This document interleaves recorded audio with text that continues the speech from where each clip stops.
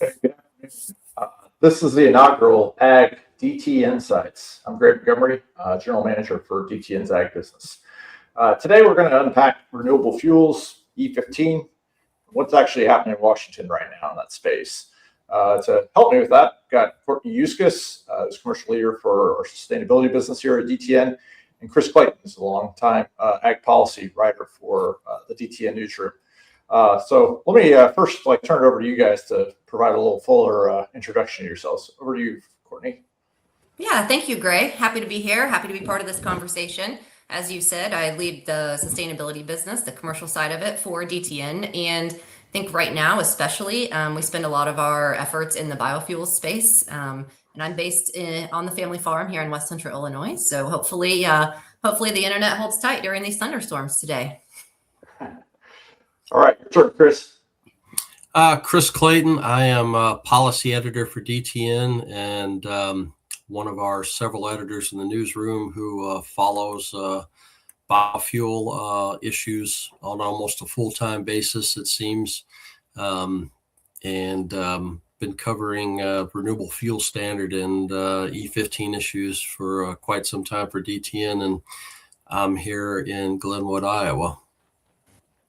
All right, well, let's get to it. So I'm gonna start with you, Courtney. For listeners that are new to this, what are renewable fuels, just in simple terms, and where do they fit in today's fuel mix? Yeah, I'm happy to take that one. So renewable fuel really refers to any fuel produced from non-fossil resources that can be naturally replenished. Think about biological, organic, clean energy sources, all with the mind to reduce net greenhouse gas emissions. And so in the US, you hear a lot about ethanol right now. Ethanol is a biofuel. It's often produced from corn feedstock. And right now, it's typically blended into gasoline at a 10% rate. The goal of this blend rate is to reduce emissions, but still maintain compatibility with our existing engines and infrastructure. Okay, well, let's start with this E15 thing that I hear a lot about. Courtney, what is E15, and what is Congress and the Trump administration considering on that? And you can leave. Yeah, I'll take the first part of that question too.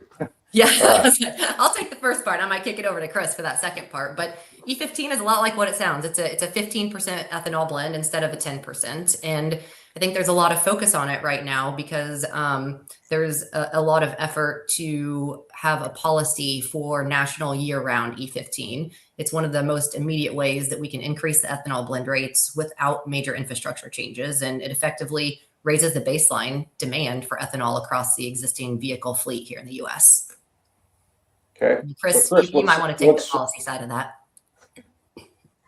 Yeah, it's a very strange dynamic with policy at the moment when it comes to E15 because you've had a lot of support actually from the Trump administration.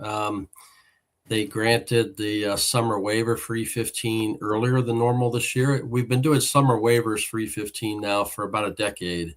And, they've come literally right up until Memorial Day weekend. But this year they granted it in late March, which gives the refueling industry more time to plan for it.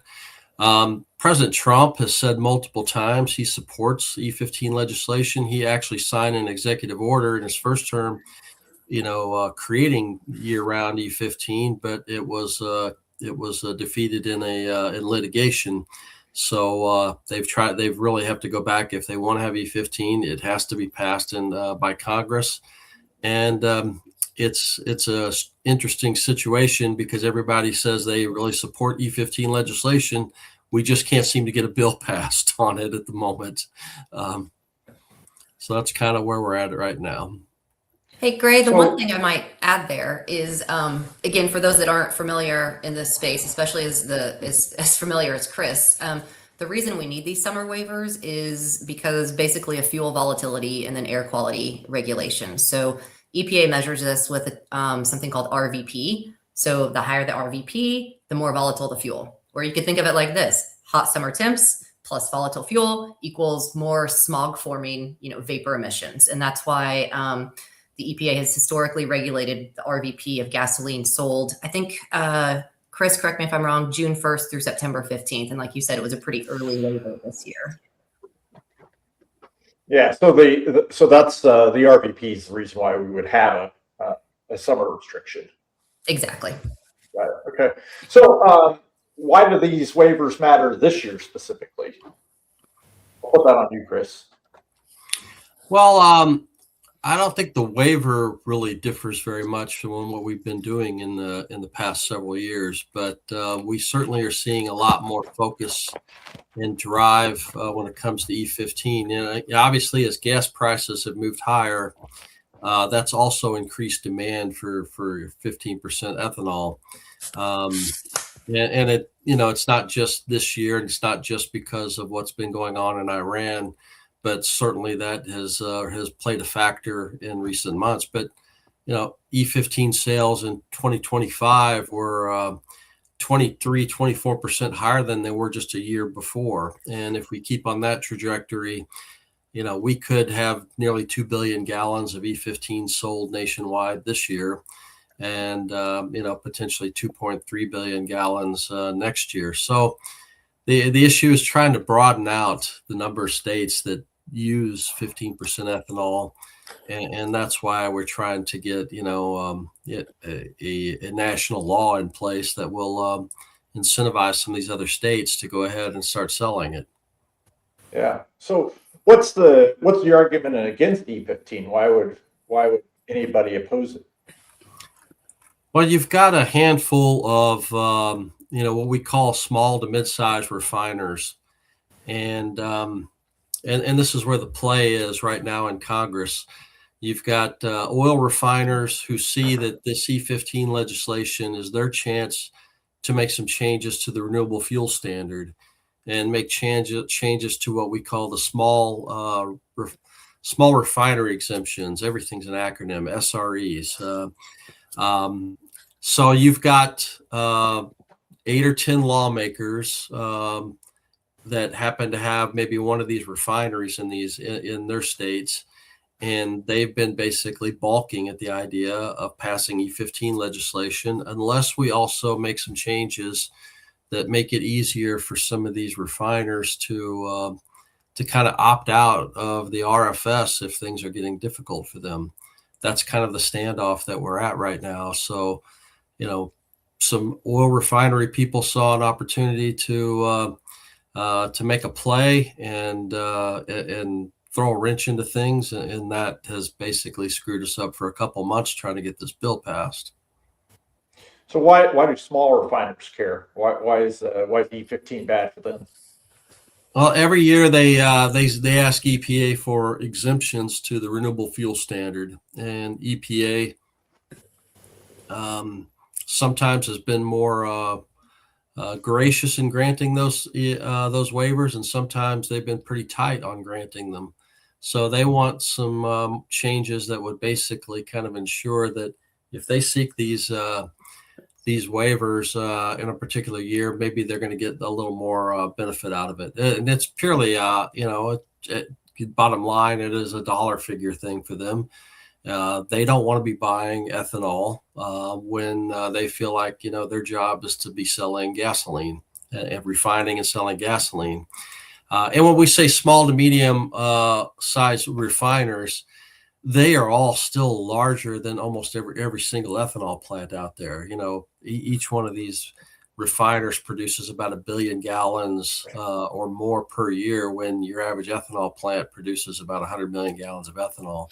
So the definition of small, medium-sized oil refiner is very different from what we might consider a large-scale ethanol plant. All right. Let's. You mentioned the renewable fuel standard, Chris. What is that? Well, it's a law that goes back 21 years now, and the renewable fuel standard basically sets the mandate of just how much ethanol and biodiesel and renewable natural gas is required, is the minimum to be required to be blended by these oil refiners. It basically is the mandate that they have to deal with to lower greenhouse gas emissions and and sell a biofuel product that they don't make themselves. It goes back to 2005. It's the first piece of legislation that was passed that actually was focused on lowering tailpipe and greenhouse gas emissions from fuel. And this year it's I'm having a brain cramp, but we're going to have the largest volumes of ethanol and biofuel blends ever. We only have about a base level of about 15 billion gallons of ethanol, but because of the way that they have passed that law over time, we also have advanced biofuels. And if we have an ethanol plant where its ethanol is 50% lower emissions than petroleum, it qualifies as advanced biofuels. So it gives them a little bit of a premium in the market when it comes to selling to these refiners. And then we also have biodiesel and renewable natural gas, and those RVOs that were set by the Trump administration for biodiesel and renewable diesel are the largest that they've ever passed before. So that's a real positive when it comes to our soy oil and things like that.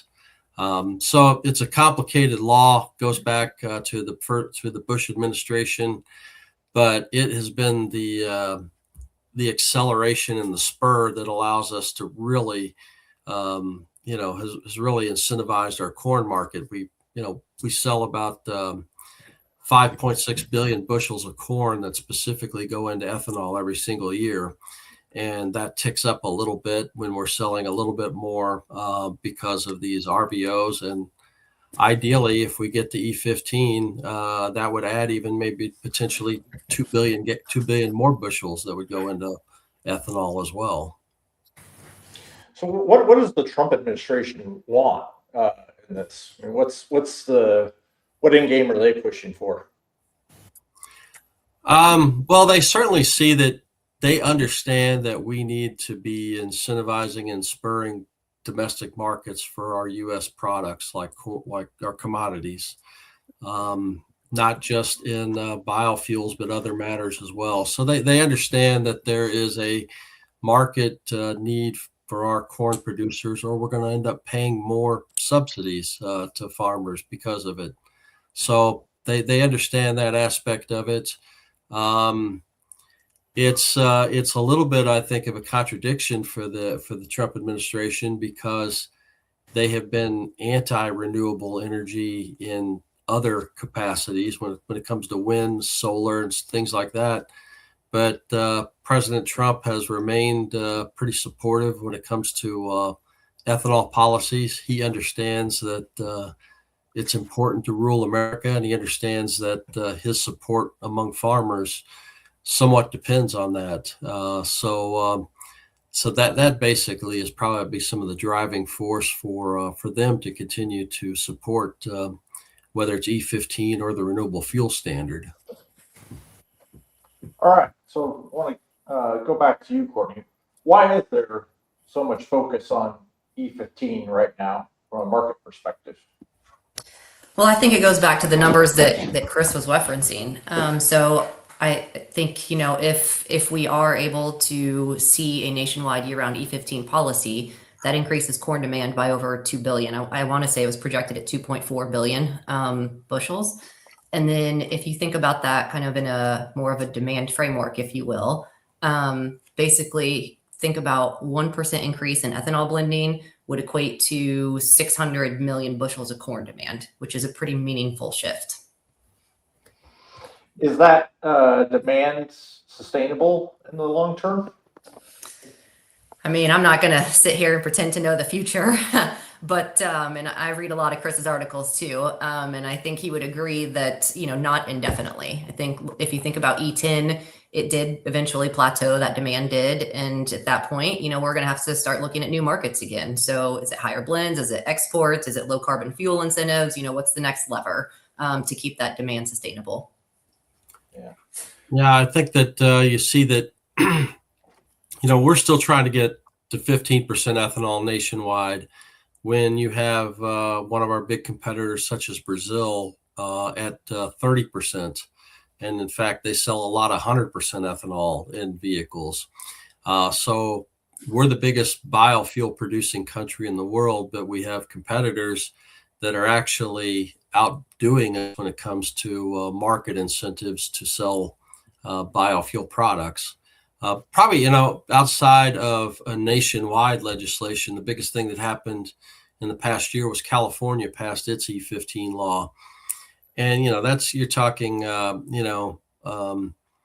700 million potential gallons right there just in California that can really drive forward. I was surprised. I went to Anaheim, California this year, and they had E80. They were advertising E85 in their gas stations down in Anaheim, California. That was something I did not expect, and it was really surprising to see. So you've got some big states like California and New York that can really drive some big changes when it comes to 15% ethanol.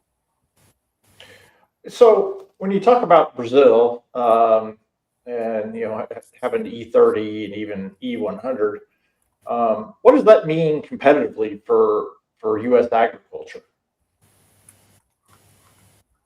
Well, I get on my soapbox and say we're behind on this, and we've lost ground in my view.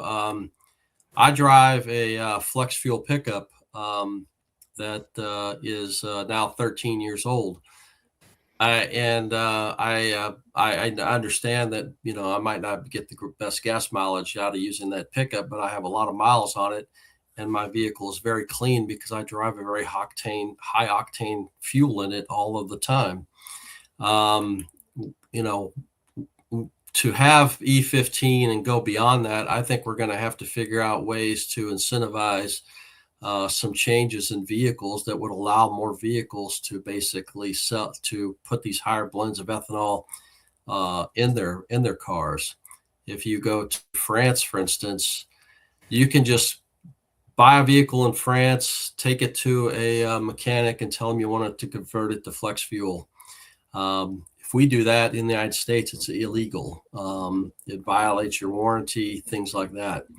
I think one of the biggest things we could do for biofuels is just simply allow consumers to make that decision. If I buy a 23 pickup, and I should be able to just tell the dealer, I want you to convert that to E85, and then I'm able to buy higher blends of ethanol for that vehicle without any problems. But for somehow I haven't been able to get that point across to lawmakers that this is something we should be doing. But I think eventually we'll get there, but it may take time.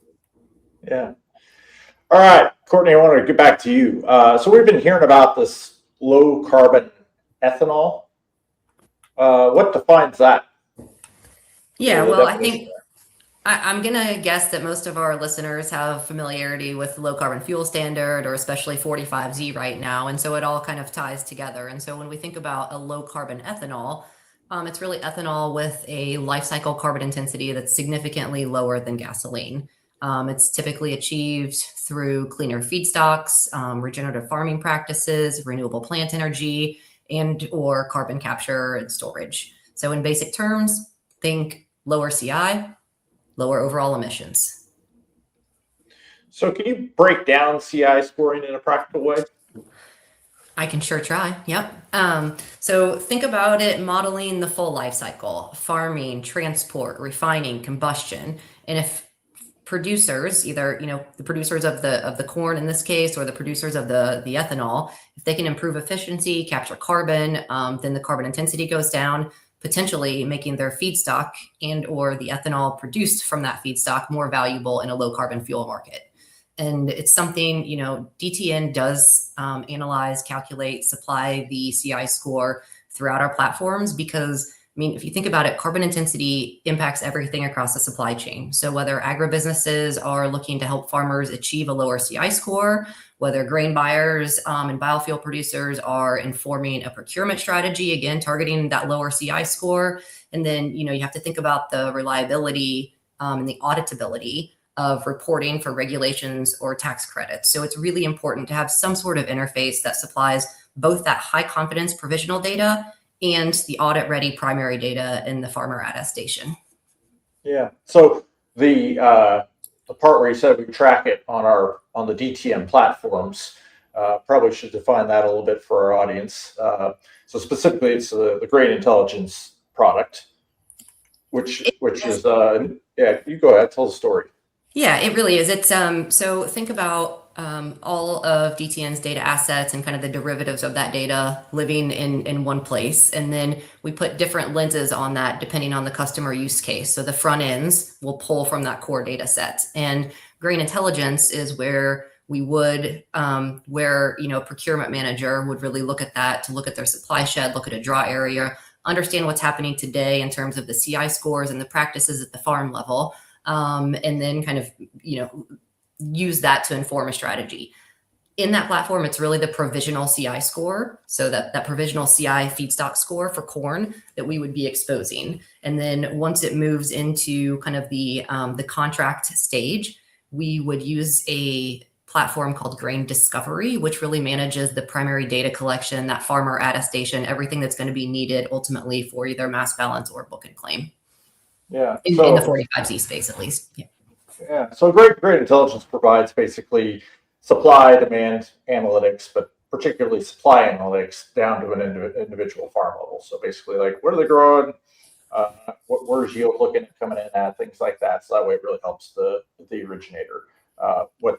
What you're talking about basically then overlays a bunch of kind of sustainability analytics over the top of that to determine basically carbon intensity at the individual farm level. So they till or no till, or they what are their irrigation practices? What are their sort of fertilizer practices? They use cover crops, yes, those kinds of things, correct? That's exactly right. Yep. See, you should have just taken that one at the beginning, Gray. Perfect.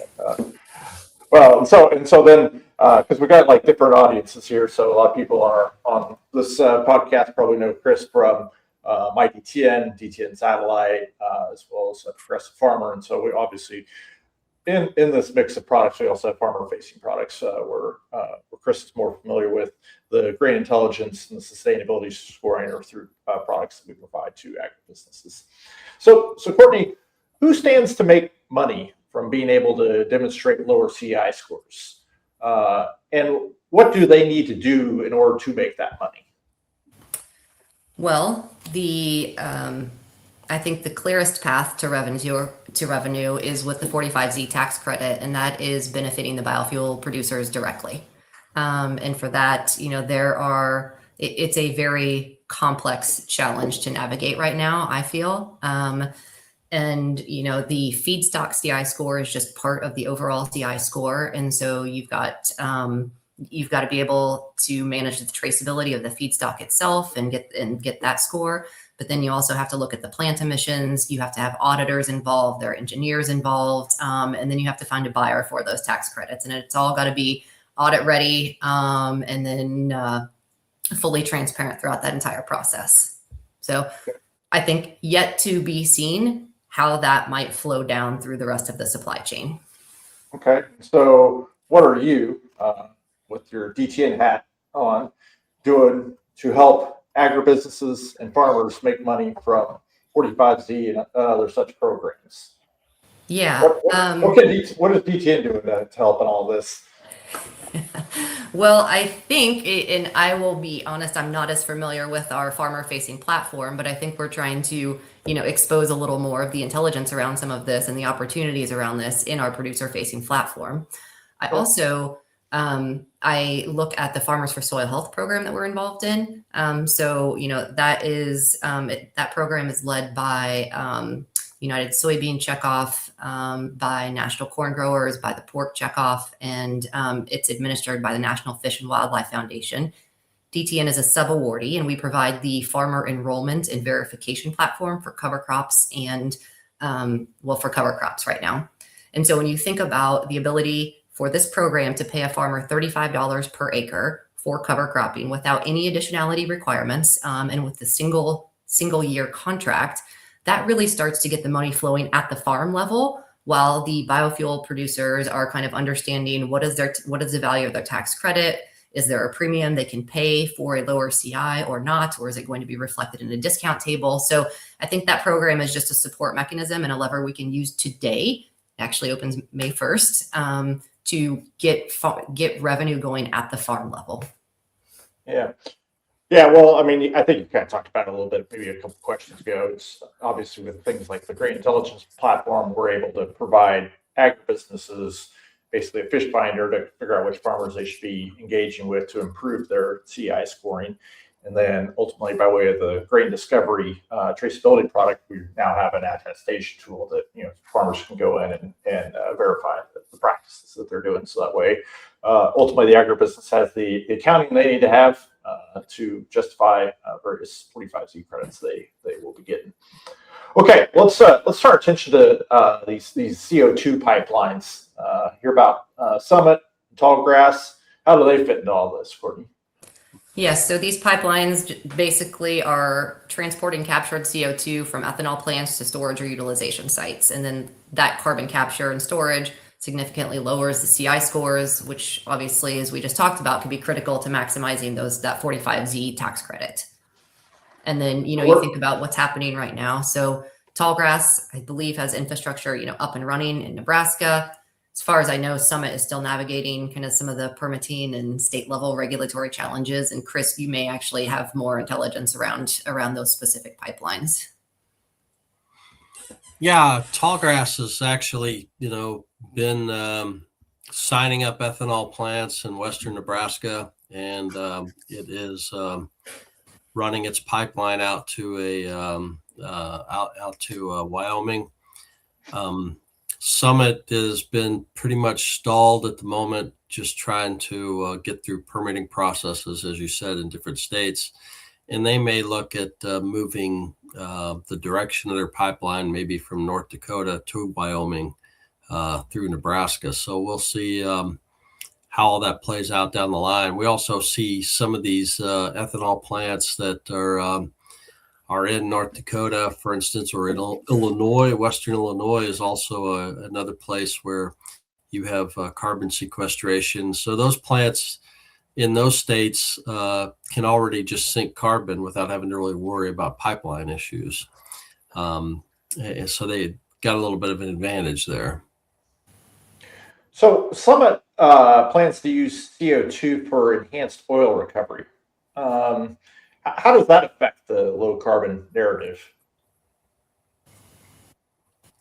I think it's going to be an unanswered question at the moment. And I think Tallgrass may have that same kind of issue down the line as well. So we'll have to see how that plays out, particularly when it comes to maybe trying to sell biofuels into a state like California, which has very tight climate standards versus maybe some other places.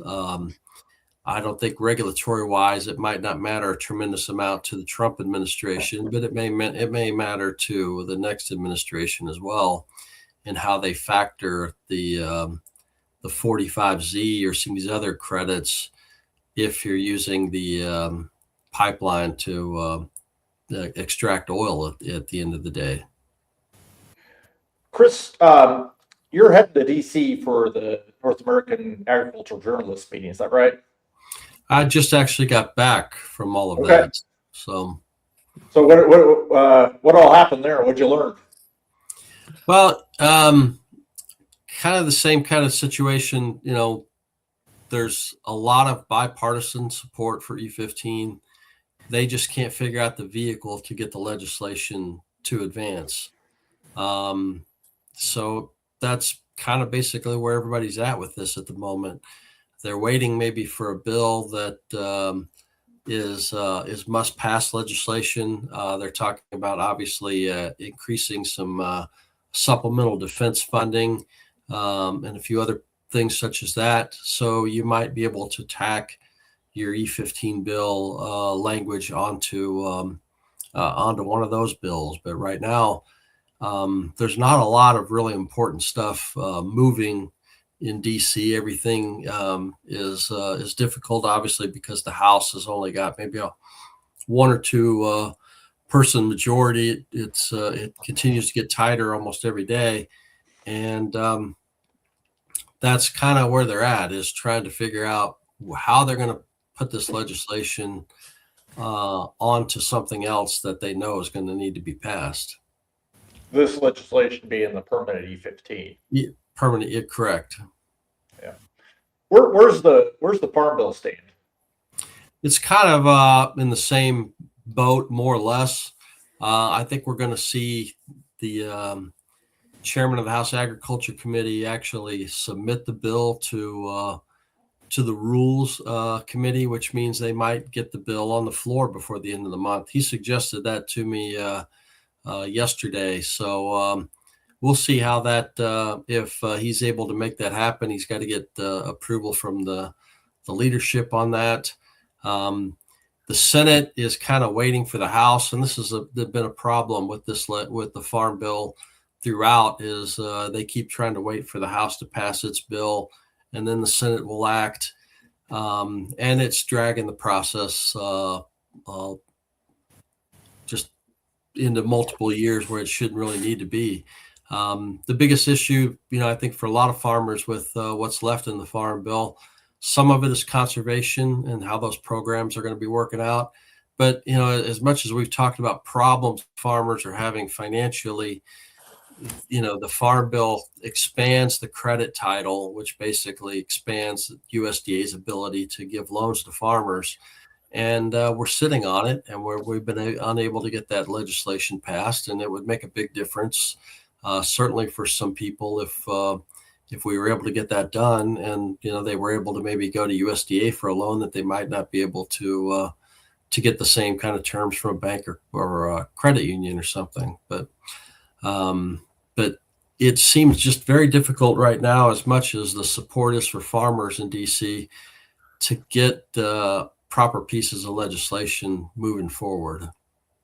Yeah, well, so who stands opposed to this Farm Bill and why? Yeah, I don't. Well, part of it, I think there is an issue with Democrats, particularly. They have more influence in the Senate than they do in the House. Most pieces of legislation in the Senate require 60 votes to pass, and Democrats are still pretty angry about the cuts that were made to supplemental nutrition assistance programs. We used to call those food stamps. In the One Big Beautiful Bill last year, they would like to see changes to that. They think states are getting penalized for error rates when it comes to SNAP, but it's uneven, because some of the states with the highest error rates actually got a kind of a pass to not have to worry about that for next year.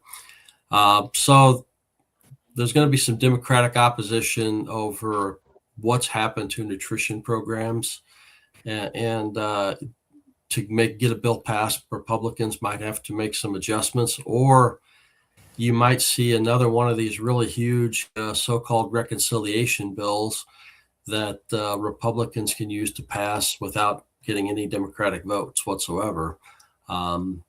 So they don't have a lot of clear pathways right now in Congress on how they're moving some of these pieces of legislation. So I think you're going to see these reconciliation efforts, and those to keep coming up again and again, so they don't have to really negotiate with Democrats very much. Yeah. Okay. Well, look, I really appreciate the time we've got to spend together. Learned a lot from this. Before we go, I want to get one key takeaway from where we are right now in this space. I'll start with you, Courtney. What's your takeaway? Yeah, one key takeaway. I think, it's clear that ethanol demand policy, it's all closely tied. And I think understanding both is critical to anticipating where the market's going next.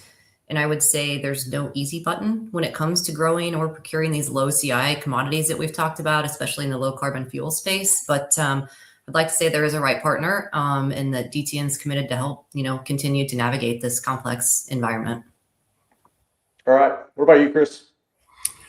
I was too young to remember to deal with the tractor rally of 1980. And I think that if we could get farmers to just get a tractor rally in Washington, D.C., we might get a Farm Bill done. We might get E15. It would be great to see see that, participate in it. I'm all for it. I'm encouraging it. So let's get a tractor rally to get some of this legislation through that is needed. Chris, I'll get the All right. 40/20 fired up. All right. Well, thank you, Courtney. Thank you, Chris. You made our first podcast a success. Thanks for having us. Thank you.